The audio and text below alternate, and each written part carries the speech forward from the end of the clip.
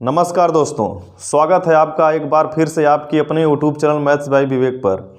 प्यारे दोस्तों, आज मैं आप सभी लोगों के लिए सिंप्लीफिकेशन के बहुत ही मज़ेदार और बहुत ही इंटरेस्टेड क्वेश्चन लेकर आया हूं, जो एग्ज़ाम की दृष्टि से बहुत ही महत्वपूर्ण प्रश्न है। ठीक है ना। जैसे कि आज मैंने लिख भी दिया है, ऑल वन डे एग्जाम के लिए महत्वपूर्ण प्रश्नों की श्रृंखला। तो आप देखिएगा, बहुत ही अच्छे क्वेश्चन है और पूरा वीडियो देखिएगा, आपको बहुत मज़ा आएगा। ठीक है। तो दोस्तों, अगर वीडियो स्टार्ट करने से पहले आपको एक जानकारी बता देना चाहते हैं। अगर आप इस चैनल पर नए हैं तो प्लीज़ इस चैनल को सब्सक्राइब करिए, जिससे हर एक नए वीडियो का नोटिफिकेशन आप सभी लोगों के पास पहुंचता रहेगा। ठीक है।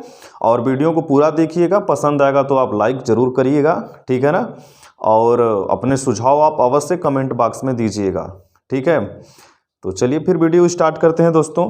ठीक है। देखिए, एक प्रश्न यहाँ पर क्या है, एक प्रश्न यहाँ पर यह लिया गया है।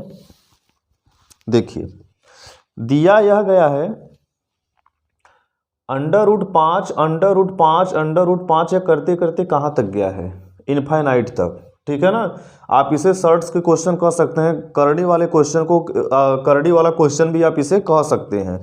तो यह परीक्षा के दृष्टि से बहुत ही महत्वपूर्ण प्रश्न है और आप ऐसे प्रश्न को आप परीक्षा में अक्सर देखते हैं।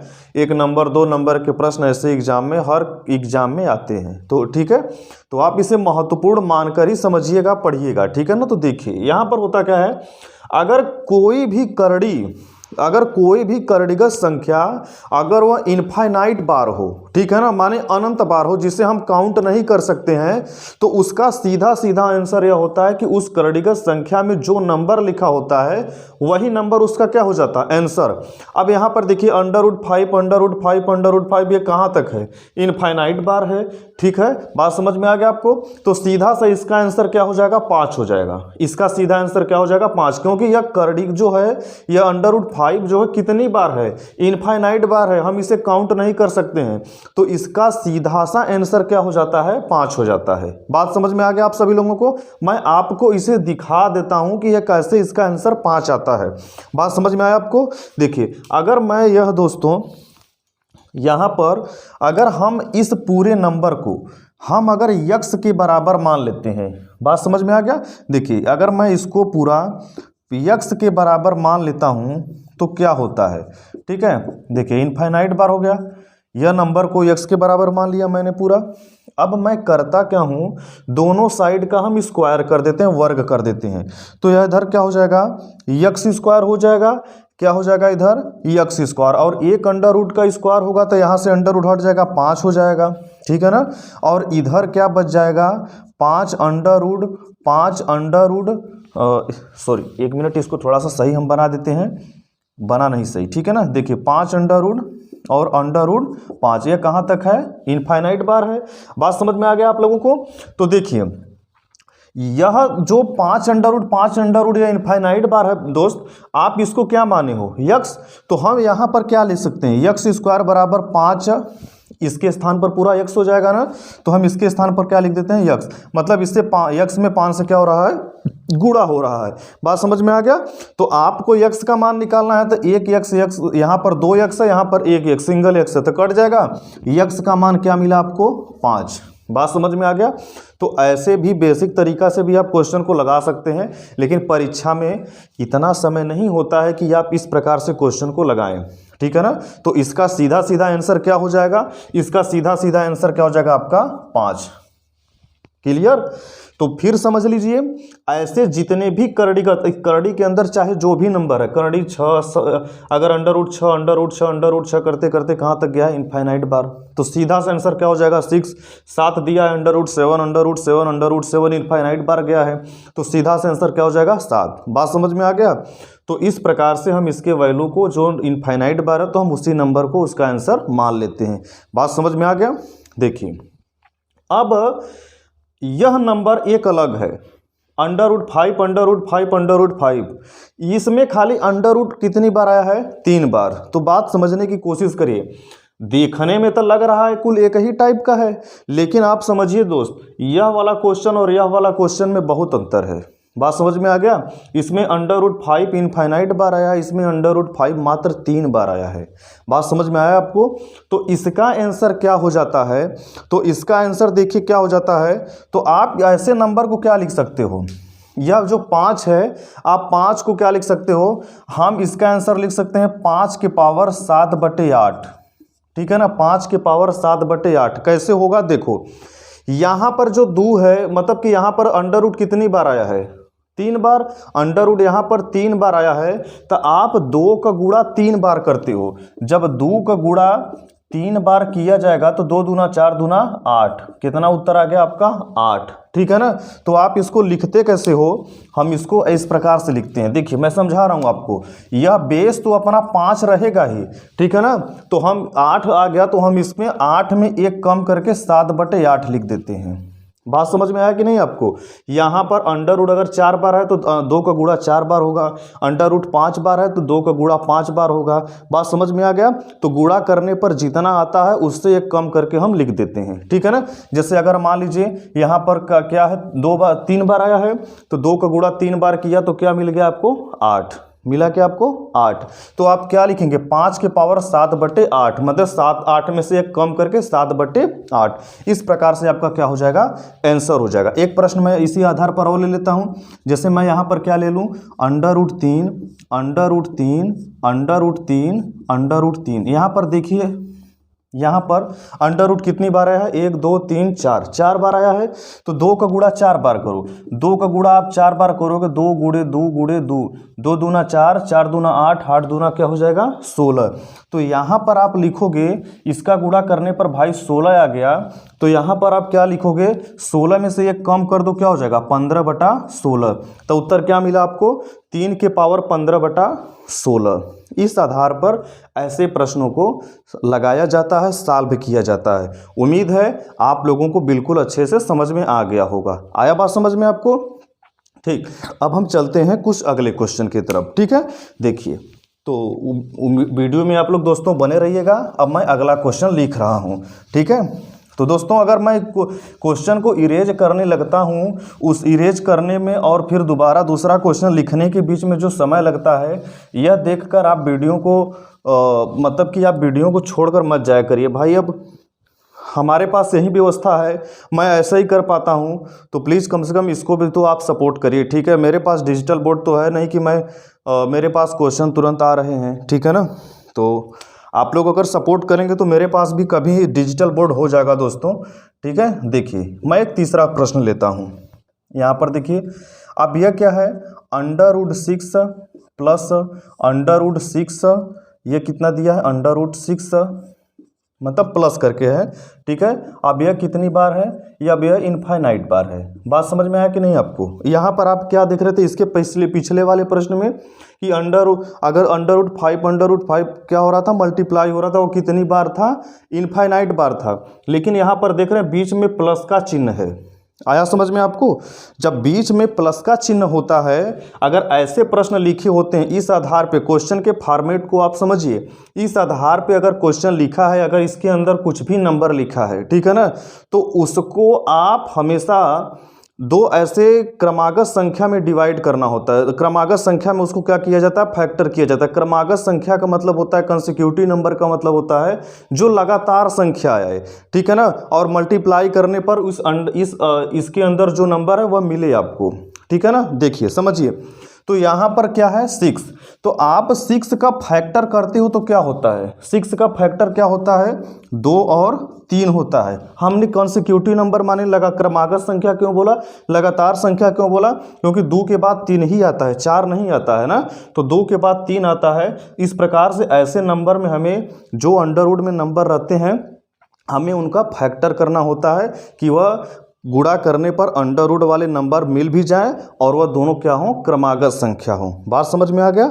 अब देखिए, जब आप 6 का फैक्टर 2 और 3 लिखते हैं, 6 का फैक्टर तो 6 गुणे 1 भी हो सकता है ना, 6 गुणे 1 भी हो सकता है, लेकिन 6 और 1 तो क्रमागत संख्या है नहीं, लगातार संख्या तो आ नहीं रही है, तो हम वहाँ उसको नहीं लेंगे, हम यहाँ पर 2 और 3 को ही लेते हैं। बात समझ में आ गया आप लोगों को। तो इसमें से अपना आंसर क्या होगा, अगर प्लस वाला देखना है आपको, एक छोटा सा काम बस करना करना है कि इस अंडर रूट में अगर साइन, इस अंडर रूट में साइन अगर प्लस के हों तो इस फैक्टर में जो नंबर बड़ा होता है वह नंबर क्या हो जाता है, आंसर। तो इसमें आंसर क्या हो जाएगा आपका 3। इतनी बात खाली करना है और इसके अलावा कुछ भी नहीं करना है। बस आपको इतना कंसेप्ट आपका कंफर्म करना है आपको कि जो अंडरवुड में नंबर रहे, जो करड़ी में नंबर रहे दोस्तों, उसको आप कंसेक्यूटिव नंबर में आप उसको उसका फैक्टर करिए। माने कहने का मतलब है कि क्रमागत संख्या में उसको आप फैक्टर लिखना है। और जैसे 6 का क्रमागत क्या होगा, क्रमागत फैक्टर्स क्या हो जाएगा, 2 और 3। तो 2 और 3 में भाई बड़ा क्या है, 3। हम बड़ा ही क्यों लेते हैं, क्योंकि इसमें प्लस है। जब प्लस रहेगा इसमें दिए गए, इसमें अगर जब प्लस रहेगा तो आपको बड़ा वाला संख्या लेना है। अगर बस अब छोटा सा काम एक और कर देना। इसी साथ एक और क्वेश्चन आप समझ लीजिए। अगर मान लीजिए यह पूरा अंदर पूरा माइनस रहे। अब मैं एक दूसरा क्वेश्चन लिखकर आपको दिखा रहा हूँ, ठीक है ना। देखिए जैसे मैं यहाँ पर लिख देता हूँ, हम देते हैं क्या होगा, 12 minus under root 12 minus under root 12। ये कहाँ तक है भाई, इनफाइनाइट तक। तो आप 12 का क्रमागत 12 का आप फैक्टर क्या करते हैं, जो लगातार होता है। 12 का आप लिखते हैं 3 और क्या होता है 4। 12 का फैक्टर क्या होता है, 3 और 4। 12 का फैक्टर तो 2 और 6 भी होते हैं, लेकिन हम 2 और 6 को तो नहीं ना लेंगे। 1 और 12 भी होता है, हम उसको भी नहीं लेंगे।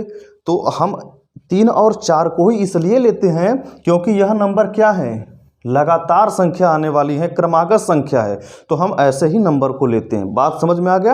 अब आपको बताना है ना कि इसका आंसर क्या होगा, 3 होगा या 4 होगा। तो छोटा सा बस सीधा सा कंसेप्ट है कि इसके अंदर माइनस है, तो माइनस है तो इसमें आंसर क्या हो जाएगा, छोटा वाला होगा। इसमें आंसर क्या होगा, छोटा वाला होगा। बात समझ में आ गया। बस छोटा सा काम करना है आप सभी लोगों को। अगर अंदर प्लस रहेगा तो फैक्टर जो निकला है बड़ा वाला आंसर होगा। अगर माइनस दिया है तो फैक्टर जो होगा उसमें छोटा वाला आंसर होगा। बात समझ में आ गया। ऐसे ही क्वेश्चन को सॉल्व किया जाता है। हम ज़्यादा एग्जाम्पल आपको नहीं बता रहे हैं, हम एक एग्जाम्पल लेकर बताए हैं आपको। ऐसे ही कंसेप्ट होगा, ऐसे ही क्वेश्चन लगेगा, चाहे जैसे भी, चाहे जो भी ऐसे रहे, ठीक है ना। आप अपने बुक से ढेर सारे क्वेश्चन को लेकर प्रैक्टिस कर लीजिएगा, आपका कंसेप्ट बिल्कुल क्लियर हो जाएगा। अगर नहीं कंफर्म हुआ तो आप कमेंट बॉक्स में आप जरूर बताइएगा कि सर मुझको यह टॉपिक नहीं समझ में आया है, आप फिर से बता दीजिए। मैं उसके बारे में किसी वीडियो में फिर से डिस्कस कर लूँगा, ठीक है ना। या किसी वीडियो में नहीं, इसके अगले वाले वीडियो में ही डिस्कस कर लेंगे, अगर आपको वह बातें समझ में नहीं आया तो, ठीक है ना। ठीक, देखिए तो फिर से समझ लीजिए। प्लस रहेगा तो बड़ा वाला, माइनस रहेगा तो छोटा वाला आंसर आपका होगा। क्लियर, ऐसे ही लगाया जाता है, ठीक है। आगे बढ़े, चलिए ओके। देखिए अब मैं कुछ दूसरे हिसाब से क्वेश्चन लेता हूं। एक सेकेंड टाइप का क्वेश्चन है, ठीक है ना। देखिए अब मैं तीसरा क्वेश्चन लेता हूं, तीसरा नहीं अब चौथा क्वेश्चन आप लोगों के लिए लेते हैं, ठीक है। तो उम्मीद है आपको समझ में जरूर आया होगा। तो इसी प्रकार वीडियो में बने रहिएगा दोस्तों। देखिए अगला क्वेश्चन, ठीक है। अगर अब हमसे पूछता है कि बड़ा छोटा, ठीक है ना, हमसे क्या पूछता है, बड़ा छोटा। तो देखो दोस्त, अगर मैं यहाँ पर चौथा प्रश्न क्या लिखा है 2 के पावर 60 और 3 के पावर 48, ठीक है, और 4 के पावर क्या लिखा है 36, ठीक है, 5 के पावर लिखा है 24। इसमें पूछा है बड़ा कौन है, इसमें पूछा है क्या आपसे, इसमें बड़ा कौन है, ठीक है ना। इसमें बड़ा आपसे पूछा है, ठीक। तो अब आप देखिए, जब पावर बड़े बड़े संख्या में हो, ठीक है ना, बात बस समझने की कोशिश करिए। यहाँ पर 2 के पावर 60, 3 के पावर 48, 4 के पावर 36, 5 के पावर 24 मान निकाल कर तो हम जिंदगी में ऐसे क्वेश्चन को नहीं लिखा पाएंगे। अगर 5 स्क्वायर है तो उसका मान पूछेगा तो हम बता लेंगे, क्योंकि 5 स्क्वायर का मान मुझे याद है, आपको याद है 25 होता है। 6 स्क्वायर का मान 36 होता है। 6 क्यूब का भी निकाल लेंगे, 5 क्यूब का भी मान बता सकते हैं। लेकिन अगर ऐसे बड़े बड़े पावर घात आ जाएं तो इम्पॉसिबल है, मैं या आप कभी नहीं लगा सकते, ठीक है ना। तो बहुत प्रॉब्लम होगा। तो जब पावर बड़े बड़े रहें तो आप क्या करते हो, ठीक है। तो जब पावर बड़े बड़े रहते हैं ना, तो इन बड़े पावर का आप क्या निकालते हो, यस्यब, मस। बात समझ में आ गया। तो हम 60, 48, 36 और 24 का क्या निकालते हैं, मौस।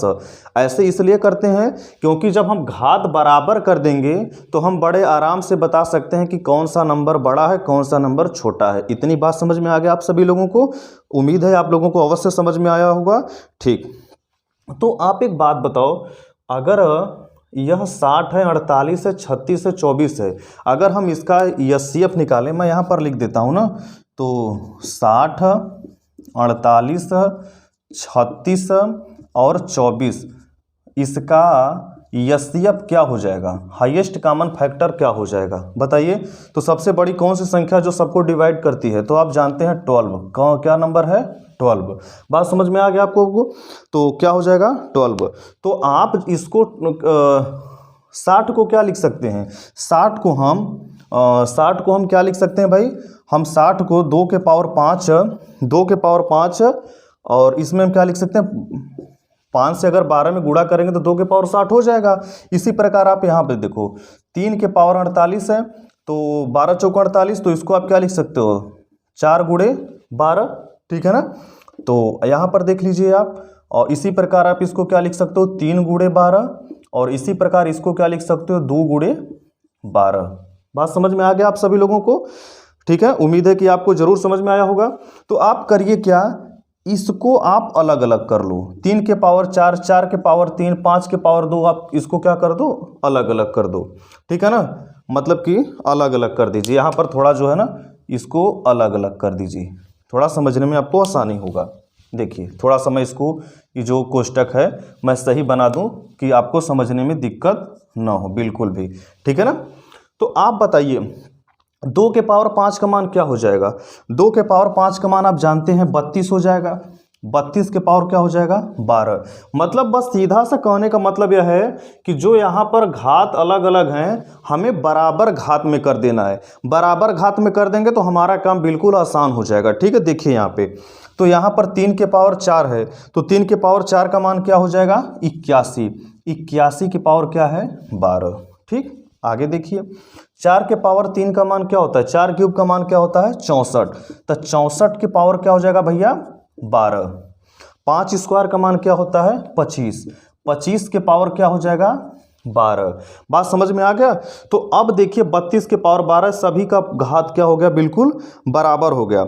जब सभी का घात बिल्कुल बराबर हो गया तो आप इसमें अब बड़े आराम से बता सकते हैं कौन छोटा है कौन बड़ा। बताइए 32, यहाँ पर यह भी क्या हो जाएगा ब्रैकेट में, 32, 81, 64, 25, इसमें छोटा कौन है बड़ा कौन है, इसी जगह बताइए।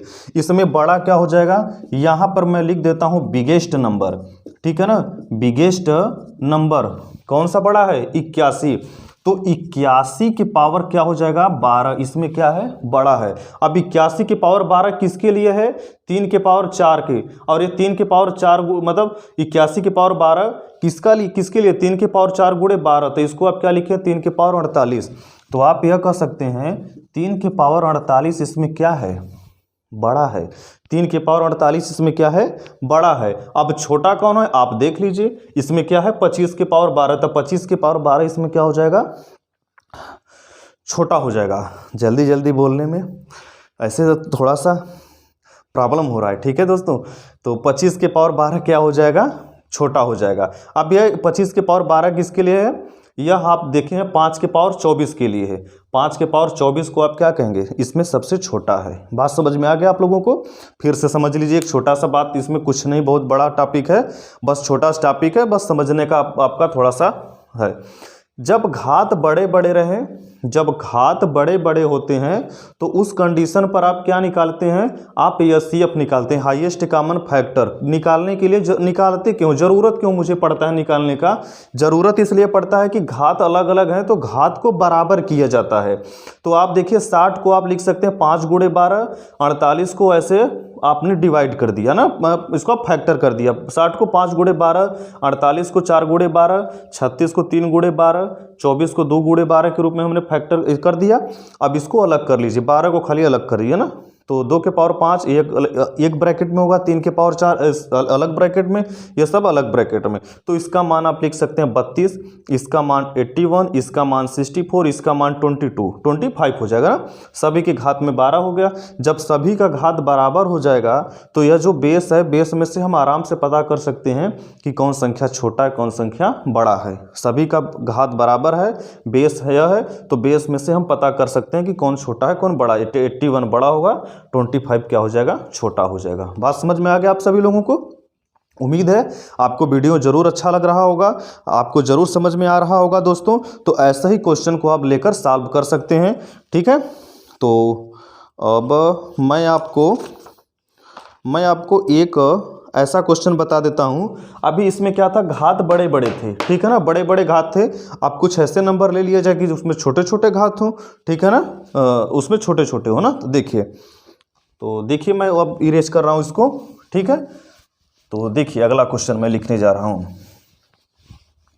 वीडियो को पूरा देखिएगा दोस्तों, ठीक है। आप लोगों के लिए वीडियो बनाने में बड़ी मेहनत लगती है, तो उस मेहनत का फल बस आपको इतना, बस आप उस मेहनत का जो रिजल्ट आपको बस इतना ही देना है कि आप वीडियो को पूरा देखा करिए और कुछ भी नहीं चाहिए आपसे, ठीक है ना। बस आप इस वीडियो को ही पूरा देख लिया करिए, बस इतना ही, और इससे ज़्यादा कुछ नहीं। देखिए 3√6, आगे क्या दिया है 2√5, ठीक है। यहाँ पर क्या दिया 6√12। अब पूछा है कि इसमें बड़ा कौन है छोटा कौन है। अब इसमें आपसे क्या पूछा है, बड़ा कौन है छोटा कौन है, बस यही बात आपसे पूछा है। आया बात समझ में आप लोगों को? तो देखिए आप इसको कैसे करेंगे, जैसे कि यह 3√6 है, तो इसका मतलब है ना, जैसे कि अगर मैं यहाँ पर 3√6 लिखा हूँ तो हम इसको क्या लिख सकते हैं 6 के पावर 1/3। समझ में आया कि नहीं आपको? इस 3√6 को, तो यह जो अंडर रूट हटेगा तो यह जो 3 है इस 6 के पावर में 1/3 में हो जाएगा। बात समझ में आ गया आपको? तो इसी प्रकार इन सभी नंबर को हम क्या करते हैं, चेंज कर देते हैं। तो चलिए हम चेंज करके आपको बताते हैं, ठीक है ना। देखिए तो यहाँ पर क्या हो जाएगा, तो हम इसको लिख सकते हैं 6 के पावर 1/3। इसी प्रकार हम इसको लिख सकते हैं 5 के पावर 1/2।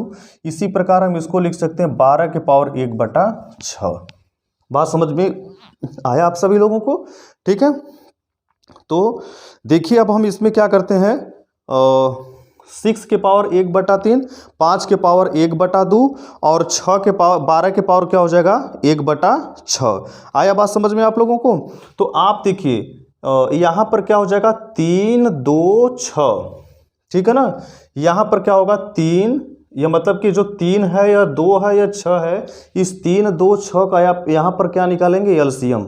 देखिए ध्यानपूर्वक, जब पावर बड़े बड़े होते हैं, है ना, जब संख्या में पावर बड़े बड़े होते हैं तो पूछा जाए कि कौन सा बड़ा होगा कौन सा छोटा होगा, तो उसके लिए पावर का आप क्या निकालते हैं एलसीएम।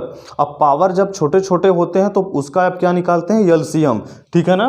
तो 3, 2, 6, तो यहाँ पर आप लिख सकते हैं 3, 2, 6, इसका एलसीएम क्या हो जाएगा, इसका एलसीएम क्या हो जाएगा बताइए। तो इसका एलसीएम आप खुद जानते हैं कि 12 हो जाएगा, ठीक है ना।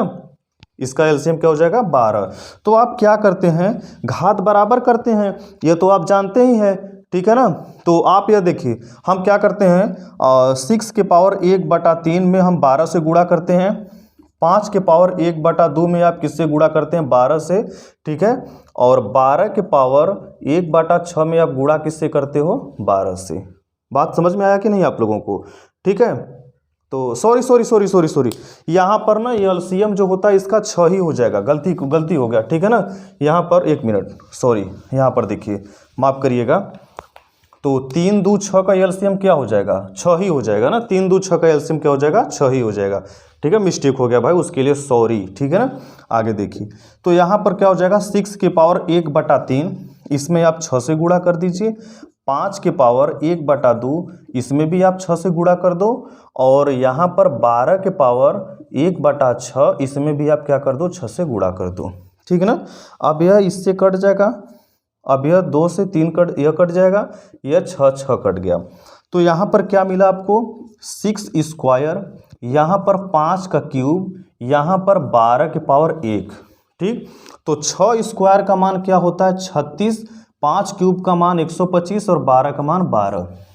बात समझ में आया आपको लोगों की कि नहीं? तो आप यहाँ पर देखिए, अब इसमें हमसे पूछा है कौन सा छोटा है कौन सा बड़ा है, तो 36, 125, 12 में हम बहुत आराम से बता सकते हैं।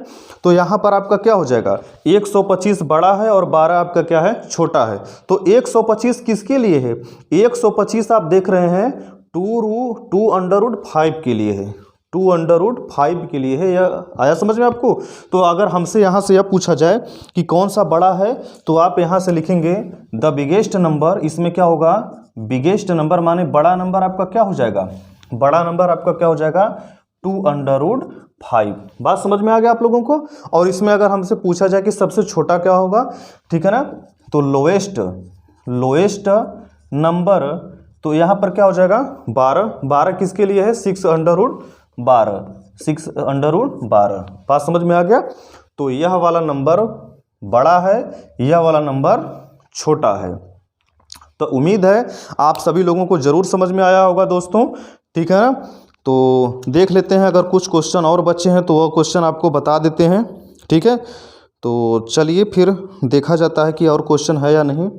तो उम्मीद है कि मुझे लगता है कि क्वेश्चन तो मैंने आपको बता ही दिया है, और अगर कोई क्वेश्चन बचता है तो मैं आपको अगले वीडियो में ही बता दूंगा। चलिए ठीक है, फिर इस वीडियो को यहाँ तक ही फिर रोकते हैं दोस्तों, ठीक है ना। फिर मिलेंगे हम लोग और भी कुछ अच्छे क्वेश्चन के साथ। अब धीरे धीरे हम लोगों का सिंप्लीफिकेशन खत्म होने वाला ही है, एक आध वीडियो बस और बचा है। कुछ अगला वीडियो जो बनाएंगे थोड़ा सा बड़ा बना देंगे, ठीक है ना। जितने क्वेश्चन बचे, जितने प्रकार के क्वेश्चन बचे हैं सब उसी वीडियो में आपको हम डाल देंगे, ठीक है ना। उसी वीडियो में आपको बता दूंगा, ठीक है। तो यह वीडियो यहाँ तक ही रहेगा दोस्तों। उम्मीद है वीडियो आप लोगों को बहुत ही अच्छा लगा होगा।